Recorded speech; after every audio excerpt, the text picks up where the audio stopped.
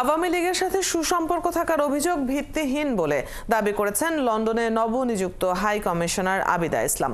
লন্ডনে ৭১-এর প্রতিনিধিকে দেয়া এক সাক্ষাৎকারে তিনি বলেন, অ্যাসাইলামের জন্য তার বিরুদ্ধে এমন অভিযোগ তুলে বিক্ষোভ করা হচ্ছে।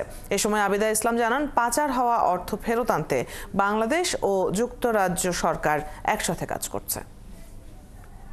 ঠিক যে অভিযোগটা করা হয়েছে সেটা আসলে কি অভিযোগ ছিল, কারণ আমি অভিযোগটা সম্পর্কে আসলে বিশদ কিছুই জানি না। তো আমার যদি ব্যাপারে যদি স্পেসিফিক অ্যালিগেশন থাকে আমি সেটার উত্তর দিতে পারি। অভিযোগ যেটা ছিল স্পেসিফিকলি আমি বলি, সেটা হচ্ছে যে আপনি সাউথ কোরিয়ায় আওয়ামী লীগের দলীয় মিটিং এ প্রটোকল ভেঙে, কূটনৈতিক প্রটোকল ভেঙে আপনি জয়েন করেছেন, এরকম কি কিছু হয়েছে?